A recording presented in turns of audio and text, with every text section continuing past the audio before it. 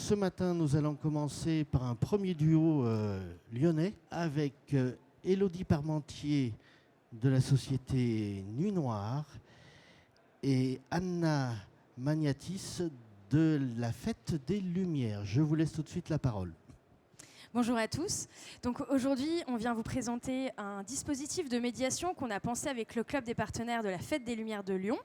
Donc dans un premier temps, on va vous raconter un peu nos structures et ensuite on vous racontera toutes les coulisses de comment ce projet a été monté. Donc Nuit Noire, on est un atelier de création sonore immersive. On est sur le stand G26, donc si vous voulez avoir plus d'informations, retrouvez-nous là-bas.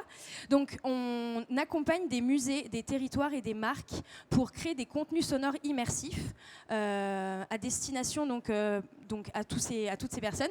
Et on accompagne autant sur la direction artistique, la conception jusqu'à la diffusion. Donc tout va dépendre du projet. Chaque usage et chaque écoute est différente. Donc autant ça peut être du podcast, comme on a pu le faire avec le club des partenaires, qu'un parcours sonore immersif au sein d'expositions pour accompagner les musées. Donc vraiment, on a à chaque fois différents dispositifs. Et nous, notre travail est vraiment le contenu sonore. Donc là, vous avez notre équipe avec les différents micros. Et donc on a eu l'occasion de travailler notamment avec Paris Musée, le musée d'Orsay, la Fondation Vuitton, toutes les grandes institutions culturelles. On en est très contents. Et donc on a eu effectivement la chance de travailler avec la Fête des Lumières 2021, où on a vraiment pensé tout un dispositif tout à fait innovant. Et donc moi je suis Anna Magnatis, je suis la responsable des partenaires du club des partenaires de la Fête des Lumières. Donc la Fête des Lumières, c'est un événement lyonnais qui se déroule sur 4 jours, qui est porté par 3 membres fondateurs, donc la ville de Lyon, qui est porteur de projet, EDF pour toute la partie lumière et aussi Sonépar. Donc c'est 4 jours, c'est un événement vraiment emblématique, 4 jours de fête qui réunit 1,8 million de visiteurs sur les 4 jours et où ces 1,8 million de visiteurs peuvent admirer 32 œuvres sur la presqu'île et aussi dans quelques arrondissements de la ville de Lyon. Donc les enjeux aussi du club des partenaires, on est là nous pour contribuer à hauteur de 50% pour du mécénat en numéraire, donc 50% du privé pour aider à rendre visibles ces 32 projets de la Fête des Lumières. Et aussi, on a pour vocation à animer un club de réseau de mécènes, de 40 mécènes, en favorisant des échanges, en faisant des animations, des visites de showroom, etc. Alors du coup, on va vous expliquer un peu comment s'est déroulé le projet. Donc il y a un an tout pile, en mars 2021, on a discuté avec Antoinette Martin-Lys, qui est la secrétaire générale du club et qui a entendu parler de Nuit Noire sous un projet qu'on a monté qui s'appelle Ferme les yeux et regarde. C'est un podcast d'immersion sonore dans des œuvres d'art et vous, en tant qu'auditeur, vous devez deviner dans quelle œuvre vous êtes. Donc avec cette approche assez sensible du son et de la médiation culturelle, Antoinette nous a un peu challengé en nous disant on veut vraiment réfléchir à un projet de A à Z selon des objectifs et des enjeux. Est-ce que vous pouvez nous accompagner? Et donc du coup, à partir de là, Anna va vous expliquer les différents enjeux et les objectifs du projet. Alors en termes d'enjeux, ils étaient doubles. C'était proposer un contenu complètement exclusif aux partenaires de la Fête des Lumières, sous forme de médiation, parce que ça c'est très, très important. C'était aussi offrir une nouvelle expérience, parce que les podcasts pour nous étaient nouveaux, et c'était aussi progressivement rentrer dans l'ère du digital au sein du club des partenaires.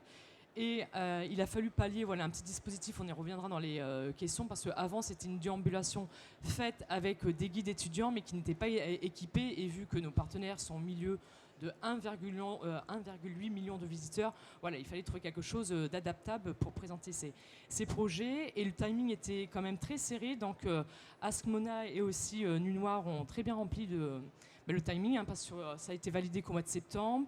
On les a mis en contact avec les artistes au mois d'octobre. Novembre, on a eu les premiers épisodes. Et puis c'est comme ça qu'on a déroulé jusqu'à la Fête des Lumières, qui a commencé aux alentours du 8 décembre. Donc sacré challenge, et aussi par rapport au nombre d'interlocuteurs.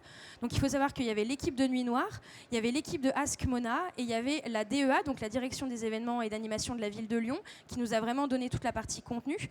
Et donc en l'espace de quelques semaines, on a dû aller rencontrer beaucoup d'artistes, beaucoup d'intervenants dans des temps assez records. Donc le projet qu'on a proposé vraiment a été pensé avant, pendant et après la fête, avec justement cette dimension de comment on peut accompagner le partenaire au mieux pour qu'ils aient vraiment l'impression d'être dans les coulisses de la Fête des Lumières pendant ces 3 temps. Donc le temps 1, ça a été le faire venir.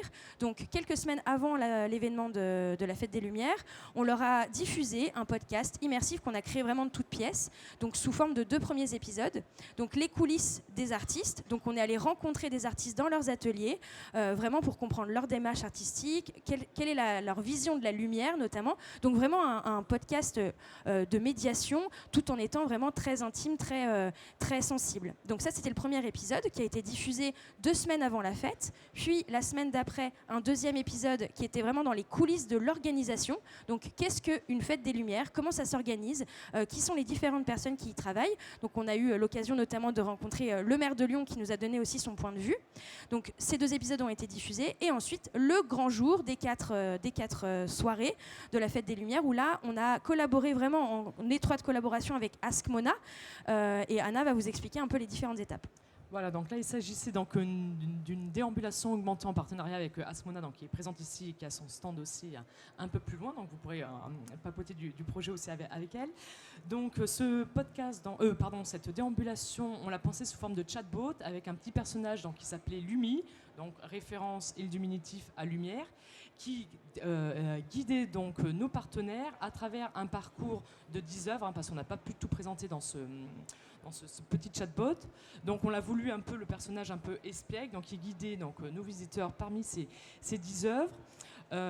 Ce qui était aussi intéressant, c'est que la DEA donc, a collaboré aussi avec Ask Mona donc, pour présenter aussi un peu des anecdotes sur la ville de Lyon, voilà, parce qu'il y avait aussi la partie artistique qui était présentée, des anecdotes. Et la partie, donc nous, club des partenaires, voilà, donc on a veillé à diffuser et à promouvoir cet outil. Que dire d'autre aussi? Et il y avait aussi une dimension gamification, donc la fête de Lyon, la fête des Lumières, comme vous le savez, c'est évidemment de l'artistique, mais aussi vraiment quelque chose de patrimoine et territorial. Donc on avait vraiment envie de donner les clés aux partenaires de qu'est-ce que cette place, comment elle a été érigée, etc. Donc il y avait une sorte de gamification entre le personnage et le partenaire, justement pour qu'il l'apprenne tout en s'amusant.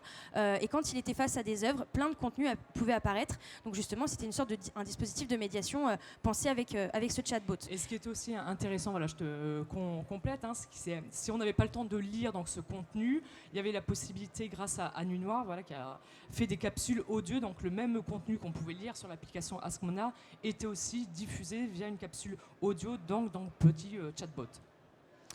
Et donc pour terminer, donc le temps 3, donc là on est après la fête, on a voulu vraiment garder en mémoire cet événement d'envergure. Et donc on est allé prendre la parole de tous les publics qui étaient pendant la fête. Donc pendant 4 jours, nos équipes étaient un peu partout sur la ville de Lyon, justement pour aller récolter leur retour à chaud. Et donc ça s'était diffusé aux partenaires 1 mois après, justement pour qu'ils gardent en mémoire ce dispositif et justement pour se préparer pour l'année prochaine qui arrive dans quelques mois. Merci de le rappeler. De rien. Donc, en termes de retombées, donc, il y a eu plus de 1000 écoutes sur les 3 épisodes, en sachant que ça a été envoyé à 40 partenaires et à raison de 2 donc, partenaires par structure. Pour la partie Ask Mona, donc chatbot, il y a eu 200 connexions, donc, ce qui était plutôt très favorable sur les 4 jours de fête autour, voilà, avec le public donc, qui est quand même réuni. Donc on est vraiment très satisfait sur de cette double collaboration avec Ask Mona et aussi Nuit Noire sur un timing voilà, qui a été très serré, comme on vous l'a dit, avec beaucoup d'intervenants voilà, entre l'équipe de la ville de Lyon, la partie directeur de cabinet, nous côté club et les différentes parties prenantes du projet. Et pour l'avenir, en fait, on pense plutôt la partie podcast en donnant la parole à d'autres artistes. Hein. L'objectif, ça serait de présenter les 32 œuvres qui sont présentées ou les 60 œuvres en fonction du nombre d'œuvres qui est présenté chaque année à la Fête des Lumières, et de donner la parole aussi à les artistes dans les coulisses, que ce soit même aussi les agents de sécurité. Voilà, il faudrait donner la parole à tous ceux qui font que la Fête des Lumières existe déjà depuis fort longtemps. Et je voudrais rajouter, si vous voulez écouter le podcast, il est diffusé sur SoundCloud. Vous tapez Club des partenaires, Fête des Lumières et Son d'éclat. C'est le nom du podcast et vous pouvez tout comprendre de la Fête des Lumières. Merci. Merci beaucoup et bravo pour cette présentation très concise et précise. Moi, j'avais plusieurs petites questions quand même, parce qu'on va peut-être un peu aller plus loin. Pourquoi le son? Pourquoi vous avez fait cette application en son? Pourquoi pas de l'image? Pourquoi pas du texte? Pourquoi le son? Parce que alors, la fête des Lumières, du coup, c'est quelque chose de féerique. Il y a aussi beaucoup de mapping, il y a des structures en dur. Et voilà, on voulait embarquer, parce qu'il n'y a pas de cartel en fait pendant la fête des Lumières, donc il faut se renseigner en amont sur le site internet. Et ce qu'on voulait, voilà, c'était vraiment de la médiation. Et vu qu'il y a quand même, voilà, toutes les personnes ne peuvent pas s'approcher auprès des œuvres, donc on s'était dit que la partie son et après une partie lecture pouvait correspondre à notre cible et répondre aux enjeux des partenaires, et que de plus en plus des podcasts étaient réalisés donc, pour des musées. Et on s'était dit qu'il était temps aussi pour le club des partenaires de franchir ce cap du digital. Et puis c'est aussi une autre dimension de médiation. Avant de venir voir une exposition ou des installations, si on peut avoir plein d'informations vraiment de tout ce qui est les coulisses, chose qu'on n'a jamais accès en tant que visiteur, l'idée c'était vraiment de les embarquer et d'avoir encore plus de clés de compréhension quand on est devant les installations. Et donc le son, évidemment, c'est de la médiation et c'est le meilleur dispositif. Merci. Et juste une petite dernière question avant de passer le micro à la salle. La question qui fâche, ça coûte combien tout ça? C'était un projet dans les 30 000 Incas. Hein. 30 000 sur tout le dispositif. Tout le projet, voilà, Ask Mona et aussi Nuit Noire. Tout à fait. Merci beaucoup. Est-ce qu'il y avait des questions dans la salle ou... Bonjour. Bonjour. Donc je comprends que vous faites de la médiation immersive. En général, j'imagine que c'est peut-être prévu pour être écouté au casque. Là, cette fois-ci, vous êtes dans quelle situation? Les gens ont leur téléphone, ils ne peuvent pas écouter avec le casque ou alors ils ne l'ont pas pris. Vous l'avez pris en compte au moment de la production? Alors, pour la partie podcast, ils écoutent chez eux, donc ils ont effectivement un casque ou des écouteurs. Parce qu'effectivement, nos productions, vu que c'est du son binaural, c'est toujours mieux de l'écouter au casque. Mais on a d'autres dispositifs, mais ça sera un autre sujet. Par contre, quand ils sont sur place, on leur a donné l'information qu'il faut qu'ils viennent avec leurs écouteurs, tout simplement. Et on a plus ou moins tous des écouteurs dans notre poche, donc c'est assez facile. Donc concrètement, c'était ce dispositif. Pendant l'événement ? Pendant l'événement ? Est-ce que vous vous êtes rendu compte que la majeure partie des visiteurs avaient le casque ou pas? En fait, on a fait les calculs sur le chatbot justement, et en fait, c'est assez étonnant. C'est 50% qui ont juste lu et 50% qui ont écouté. Une autre question? Moi, j'en avais une. Vos partenaires, je suppose que vous leur avez demandé ce qu'ils en ont pensé. Oui, ça c'est ma partie. Voilà. Et ils ont plutôt même très adoré.